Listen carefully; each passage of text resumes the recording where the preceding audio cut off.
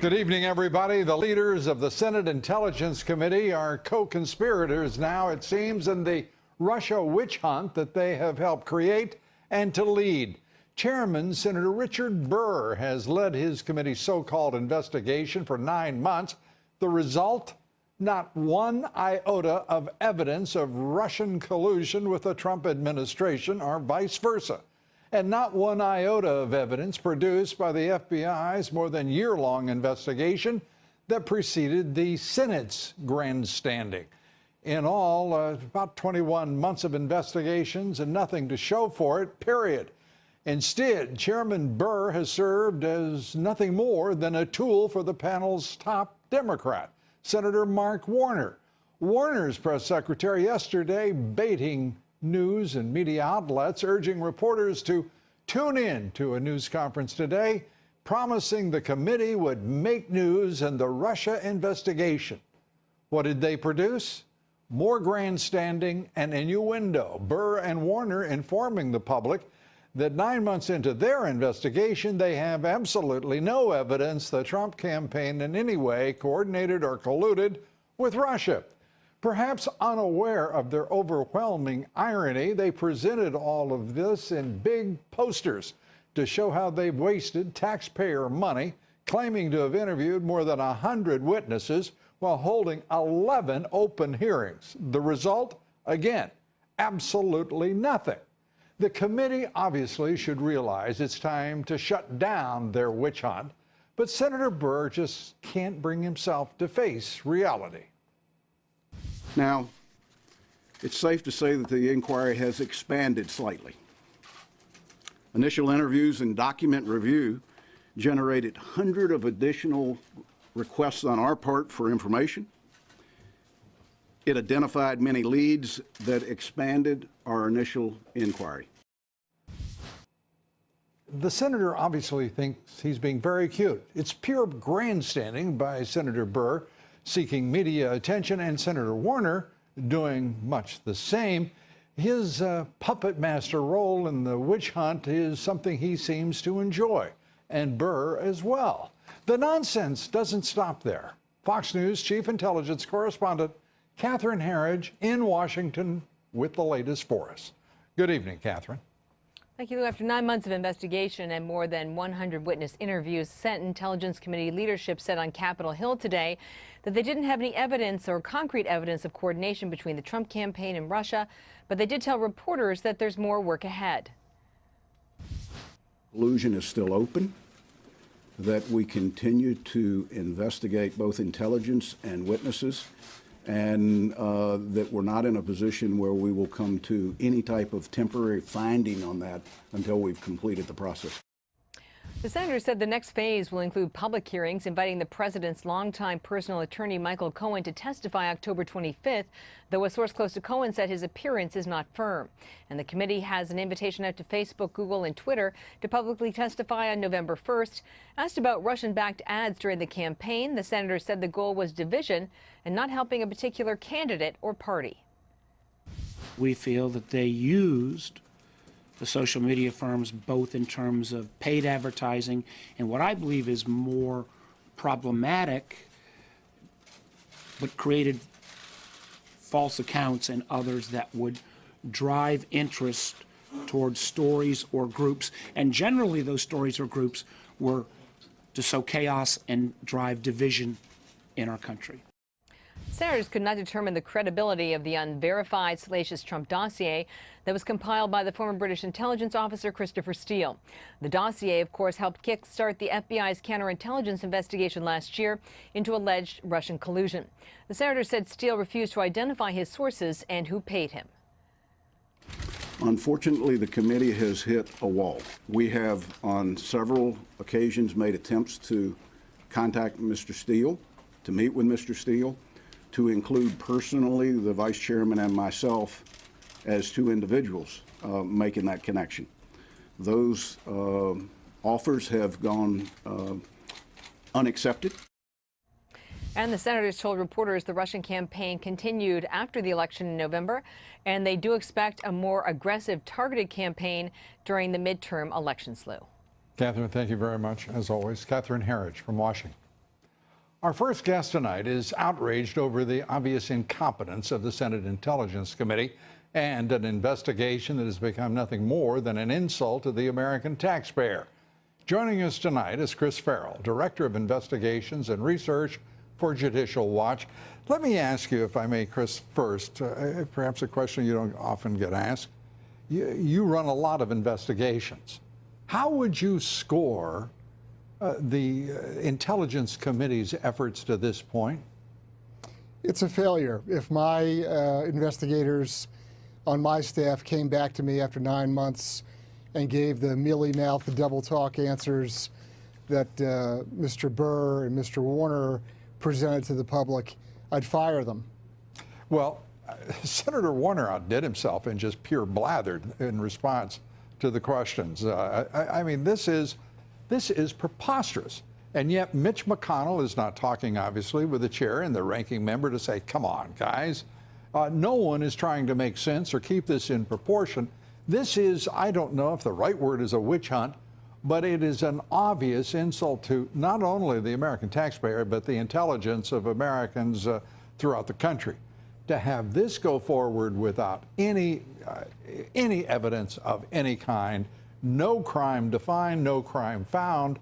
What in the world do they, and by the way, I'm talking with Alan Dershowitz just the other day, who said point blank, collusion is not a crime.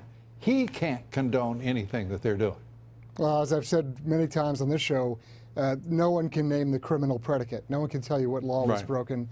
And in that regard, you know, unfortunately, Senator Burr serves as a glorified sock puppet to Senator Warner's 2020 campaign that is getting ginned up right now. This is all, you know, ad soundbite material. The other thing is they've produced supposedly 4,000 pages of witness testimony. Make it public. Put it up on the internet, and let's crowdsource it. I bet you I can come up with some conclusions to draw. Well, I don't doubt that for a moment. Burr says that he's hit the wall. The chairman, the hardworking chairman, has hit the wall with the Trump dossier from the former British spy, Chris Steele, who, by the way, we still don't know if he was on the FBI payroll, who was throwing money at him. GPS fusion has just sort of disappeared from the conversation here. Teneo hasn't been brought up lately. Somebody has been, well, hard at work to keep them below the radar and certainly out of media attention. This smells to high heaven, and if anything, it looks like the Senate Intelligence Committee itself, with its maladroit insistence on grandstanding and persisting in the face of no evidence, they look like they are involved in the same web that is being woven across Washington. Well, let me give the Senate Intelligence Committee some leads. I'll give them some pointers. Start off with the DNC server, then go over and have Debbie Wasserman Schultz come in and explain her relationship with the Awan brothers. Let's look at that for a while. You want to find some Russian collusion? You want to find some foreign intelligence involvement, foreign contact and control? Look at the Awan brothers and that little gang running the email and servers for Debbie Wasserman Schultz and about 40 other Democratic members. And then ask the Republican leadership why they aren't saying the same thing that I am right now. These are legitimate, open counterintelligence questions where we have real evidence of bad actors. Real Why aren't we looking at that? Correct. And Chris, this is just beyond comprehension that Burr continues to act like I mean, he's become Warner's lackey here. It is appalling to watch. Surely somebody on his staff, someone in his family, should point out to the good senator that you look awfully foolish here. It is embarrassing. I don't know how he gets up and makes those presentations and then lets Warner go on his little tirade. It's really disrespectful to his own office. It's a shame. Yeah. Chris Farrell, as always, great to have you with us. I wish we had much more time. We've got a lot more to discuss, and let's do that in the next few days if we can. Thank you, sir. Thank you, Lou. Good to have you with us. We're coming right back. There's a lot more to cover.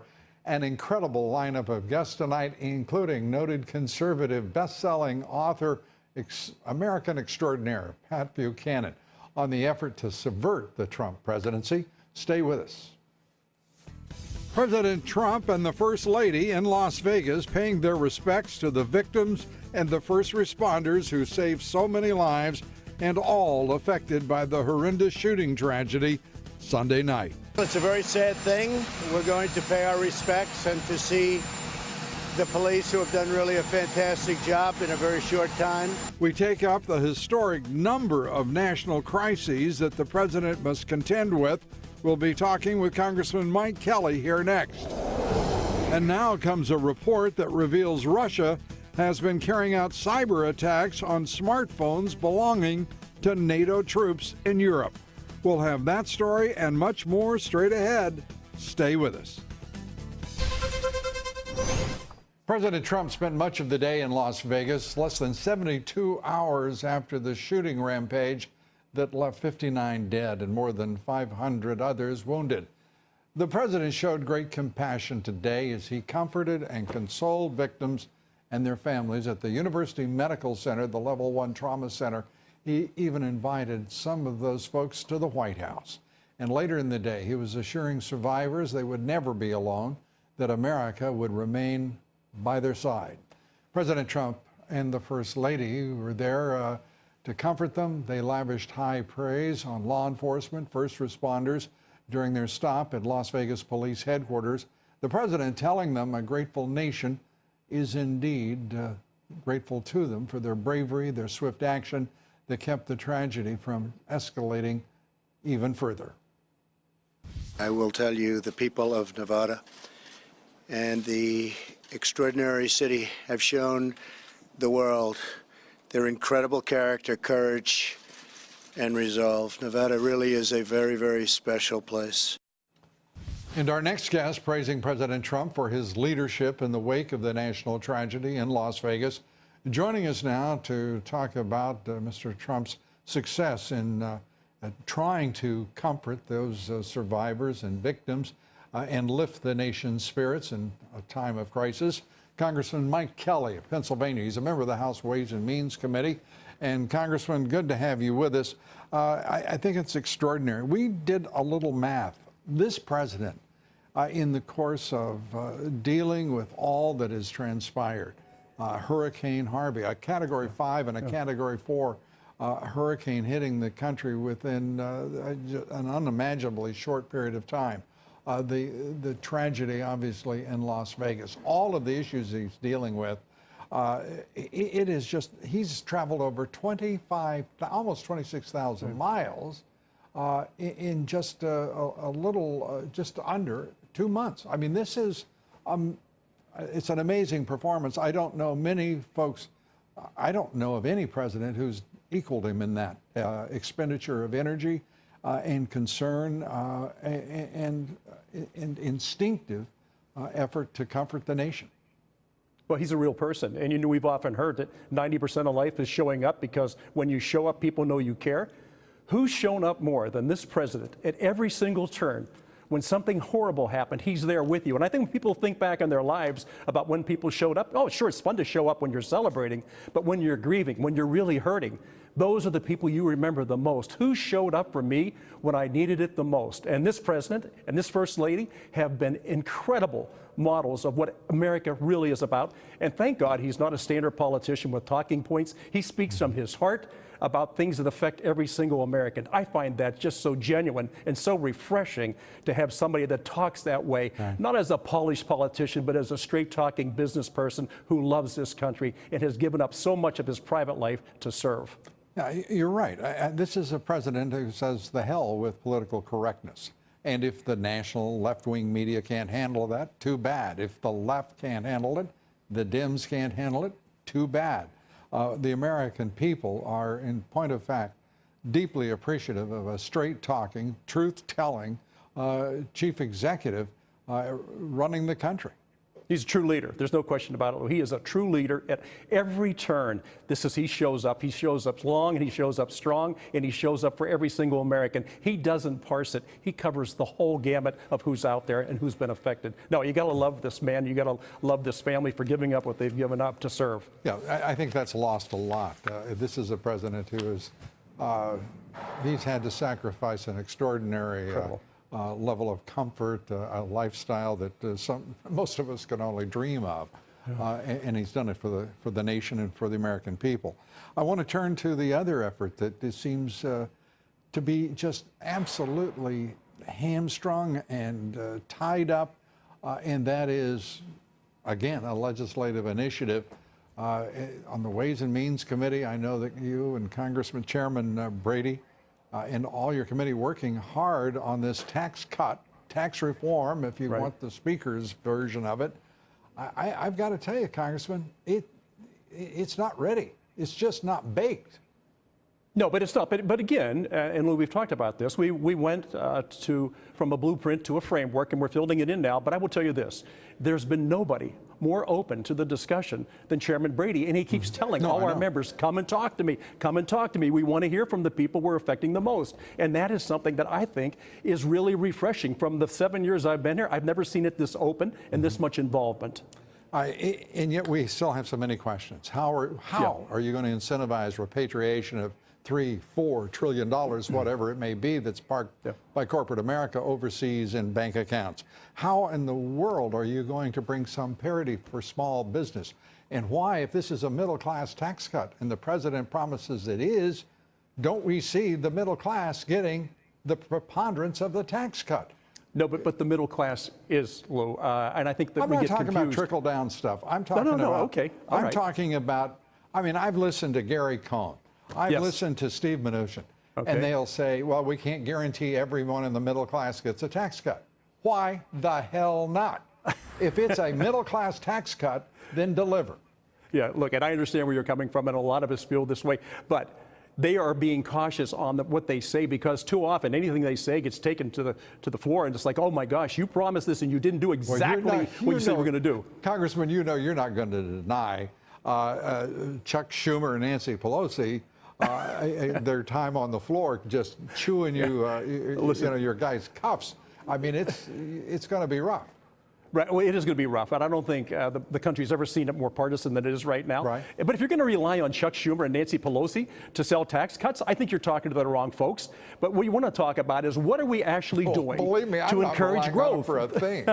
I'm with you. I'm with you. I'm with you. But you know what? What we're looking for is pro-growth tax reform. We know that by making sure that corporations are where they need to be globally competitive, we put people back to work. We get middle-income people and lower-income people having more take-home pay.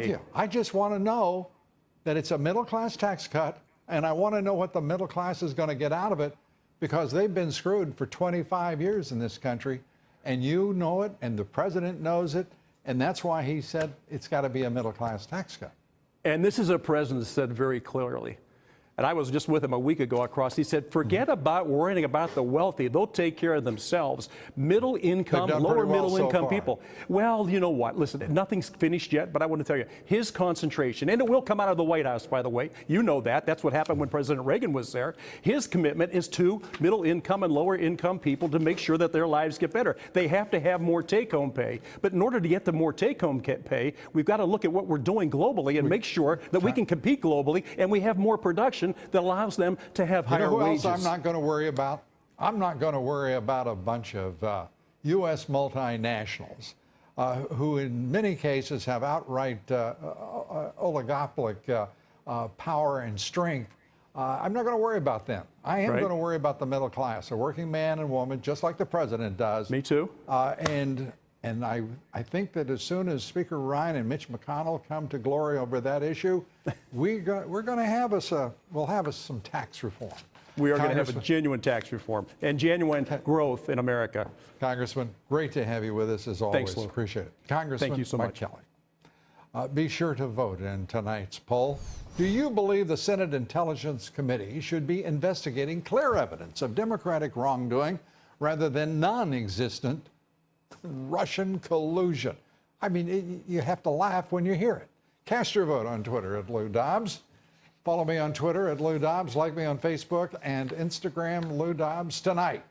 On Wall Street, another day of records for stocks. Ho-hum, the Dow up 19 points, the S&P up 3, the Nasdaq up 3, all at new record highs. Volume on the big board, just under 3 billion shares. The service sector accelerated last month, hitting the highest level since 2005. Since 2005. And Puerto Rican bonds plunging after President Trump suggested investors may not get paid back. I'd note that James Carville famously said he would like to be reincarnated as the bond market because, quote, you can intimidate everybody. Guaranteed. And a reminder to listen to my reports 3 times a day, coast to coast, on the Salem Radio Network.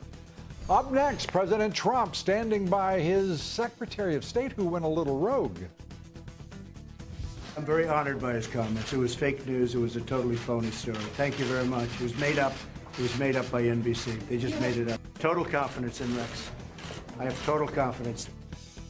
Total confidence. It doesn't get much better than that. Should the president keep Tillerson in his administration? We'll talk about that here next. Stay with us. We'll be right back. What do members of President Trump's cabinet do when they behave badly? In previous presidencies, and I'm talking about all 44 of them, insults, open contradiction, public argument, and plain ignorant behavior on the part of presidential cabinet secretaries was, to say the least, exceedingly rare, and even more rarely tolerated by the president. But President Trump, as we've noticed, does things differently. He's saying, it seems, to his wayward secretaries from time to time that he is big enough and strong enough to put up with even insubordination from, well, his insubordinates. Rex Tillerson is a case in point.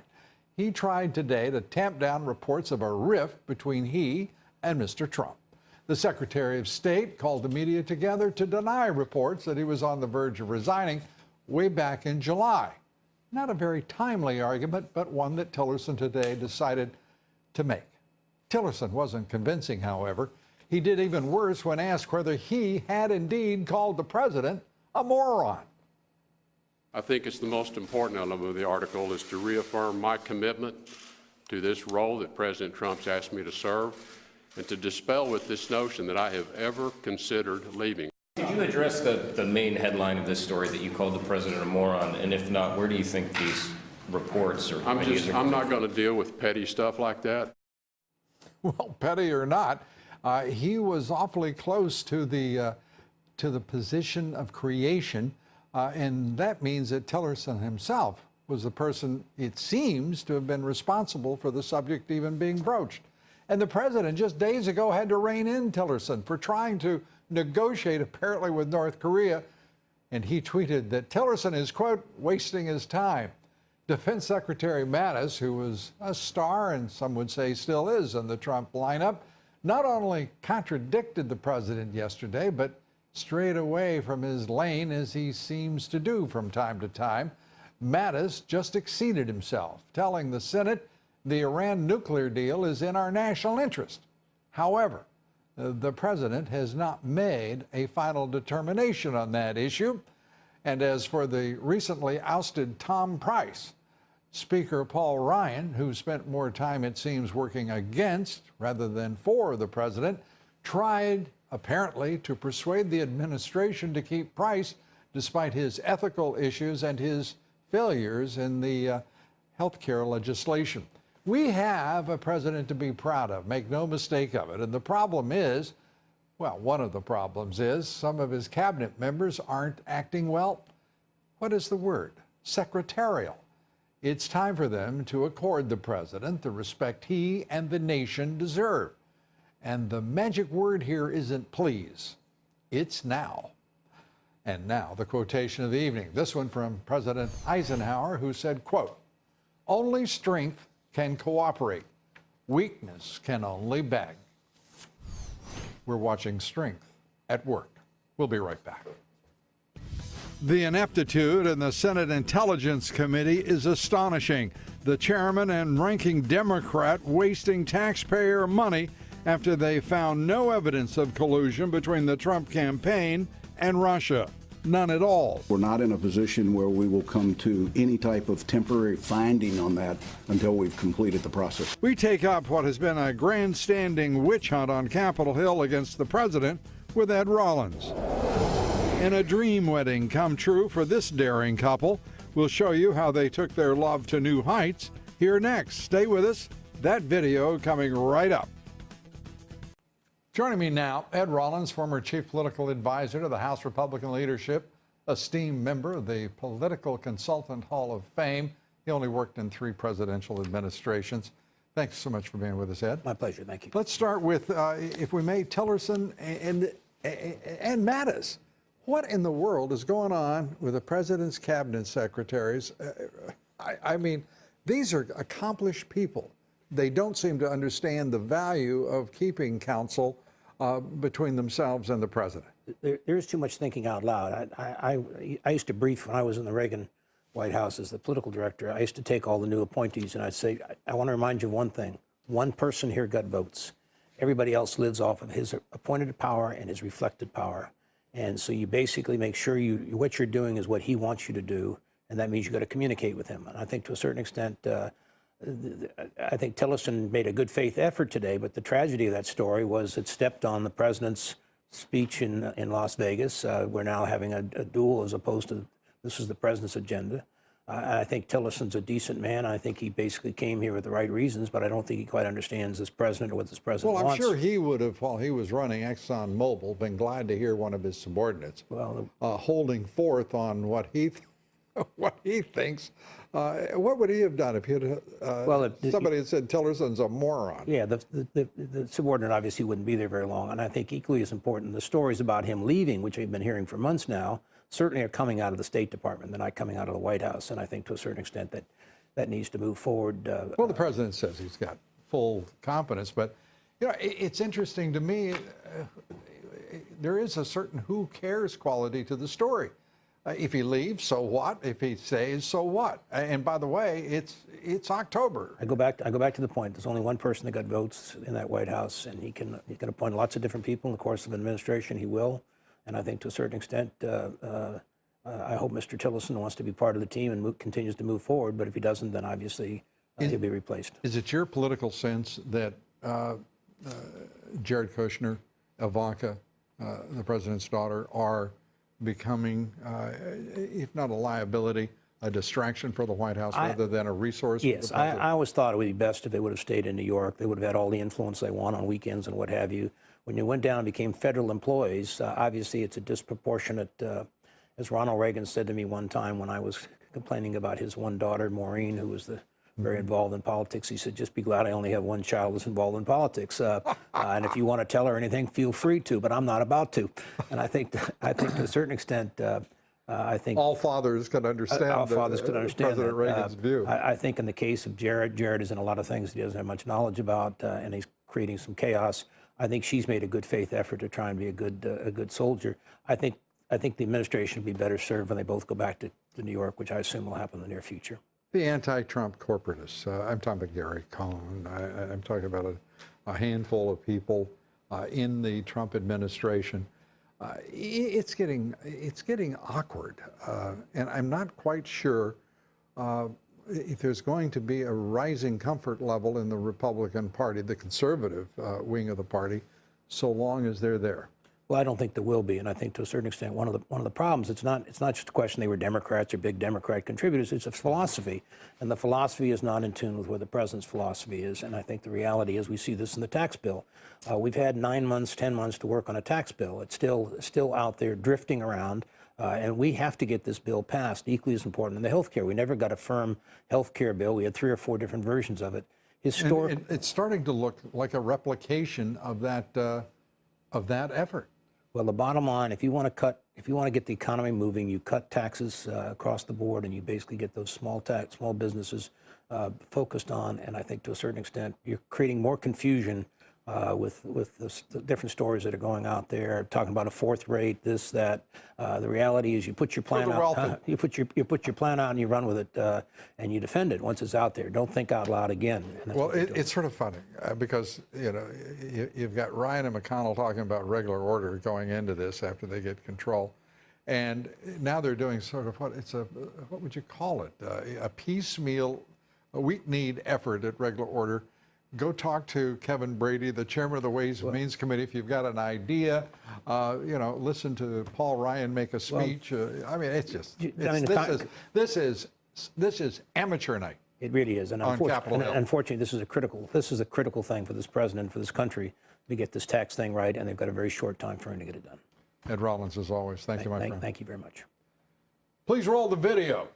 This couple is tying the knot, literally, as they rig slack lines 400 feet above the Grand Canyon for their wedding. That's what you would do. That's what you would do. The two professionals making their way to the middle to make it official and finishing it all off with a bungee jump. Wouldn't you do that? You know, I'm glad that my wife didn't see this video when we were getting married well, it was a long time ago. Up next, Russia opening up a new battlefront with NATO. We'll take up the new threat. General Jack Keane is our guest here next. And later, Pat Buchanan joins me. We'll take up the president's response to all of the crises that the left has prepared for the president. They just keep it coming. We're coming right back. Stay with us. Joining us tonight, retired four-star General Jack Keane, Fox News military analyst. Great to have you with us. Let's take up the issue first of generals in this administration. Somebody had an interesting idea the other day. They said to me, maybe what the Trump administration should do is just start looking for a bunch of generals, 3 stars and higher, and just people the administration with it. And then you hear Mattis answer a question like he did yesterday, but from Senator Angus Keane, a yes or no question, and he jumps the president in terms of a view on the Iran nuclear deal. Which do you think is the way to go? Well, you just love putting me on a spot here. I'll tell you what. You've always handled it before. I don't doubt it tonight. Yeah, okay. Well, Jim's a good friend of mine, as you well know. Right. But look, one of the things when it comes to generals in any administration, and particularly these principal positions they have, in the past, in the positions that they've had in government, they always look at themselves as being independent of the administration, although they serve that administration loyalty. But now they have actual political appointed positions, right, which means they have to serve that administration's political agenda as well as everything else that they're doing. And that is a leap. Yeah. For general officers. And I think they go through some adjustment to this. At the end of the day, they likely don't think of themselves as a political appointee. Yeah. But the truth is they are. Now listen, yeah, with Mattis's question to the Congress, every single time I went before the Congress, we believe you answer the question truthfully to that congressman. But now he's serving a president who hasn't made a decision yet on the nuclear deal, and it's under review. The better answer...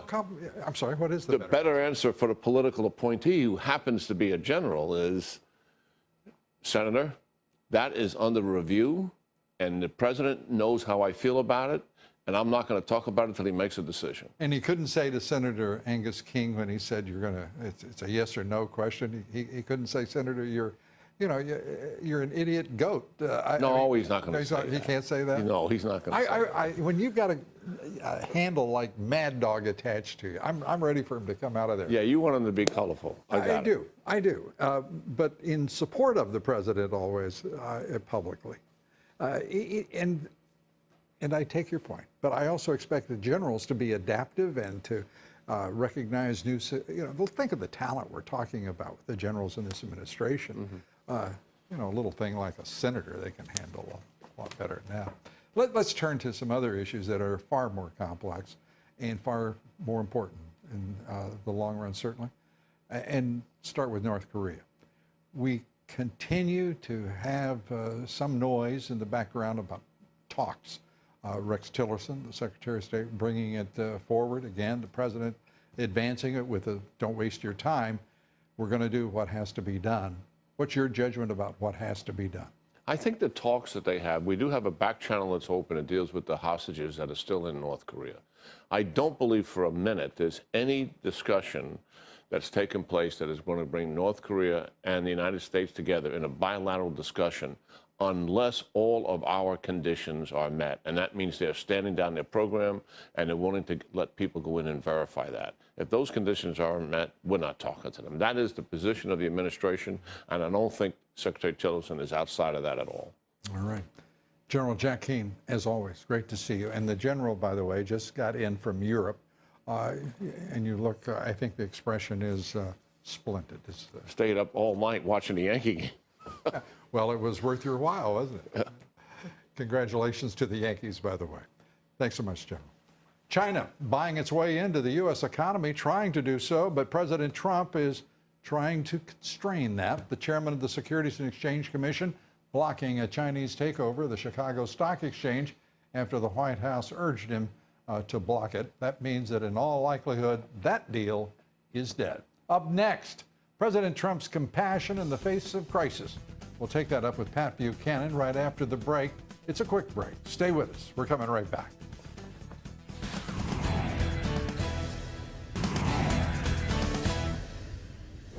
In our online poll, we asked, should any CEO whose extreme negligence betrays the public trust be personally subjected to a massive fine and his company be held responsible for restitution? 95% of you say yes, they should. Farthest thing from what's happening these days, as you know. Joining me now, a senior advisor to 3 presidents, twice a candidate for president, and nationally syndicated economist, best-selling author, Pat Buchanan, author of the book Nixon's White House Wars, the battles that made and broke a president and divided America forever. Pat, great to see you. My gosh. Good to see you, Lou. You have led a busy, busy life. And what do you think as you watch General Mattis jump the president on the conclusion in a Senate hearing? What do you think when you hear Rex Tillerson being told that he's wasting his time thinking of talking to Kim Jong-un? Well, I think that Mr. Tillerson at State, I think he made a mistake in revealing the fact that we've got back channels to the North Koreans. I don't think there's any need to do that and go public with it. With regard to General Mattis, I think what you saw there was a general in action up on the Hill when he was asked a point-blank question by Senator King, is the Iran deal in the national interest of the United States in your judgment? And he said yes. So I don't fault him that much for it. I think there's a lot of, we just got the knowledge that a lot of us have suspected for a long time that many folks in there think we ought to sustain it because the losses from dumping it over would be greater than any gain. Right, and it's going to be interesting which way the president does come down on this. Let's turn to the $1 million donations to the resistance movement in the Democratic Party, the anti-Trump resistance groups. I mean, we're talking about non-tax, tax-exempt nonprofits, the money coming from Soros and you name it, and no problem. Fight the president, Lou, no response by the IRS.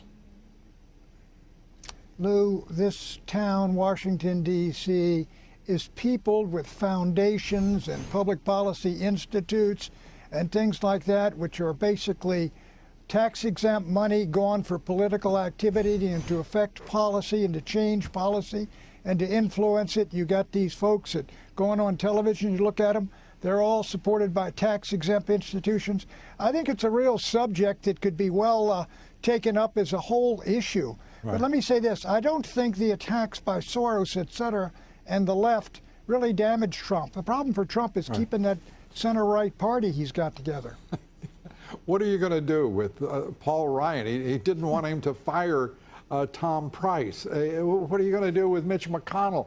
He says the president's expectations are too high for lowly artisans like he and the speaker. Lou, what you got to do is you got to play with the cards you've been dealt.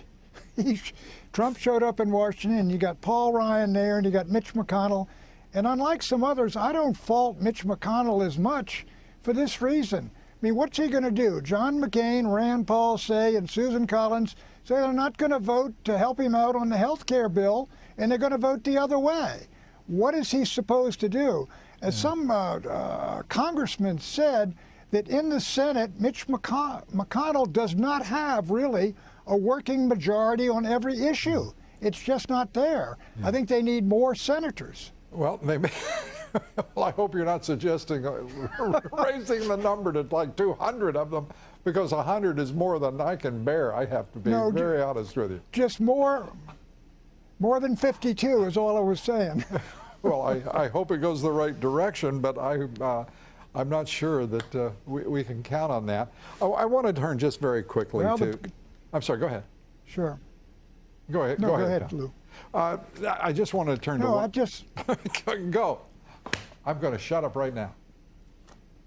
No, go.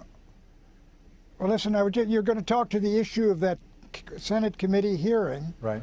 That's gone on and on and on, and they refuse to say what they've learned, which is that there's no collusion between the President of the United States and Vladimir Putin, or the top of the Trump campaign and Vladimir Putin.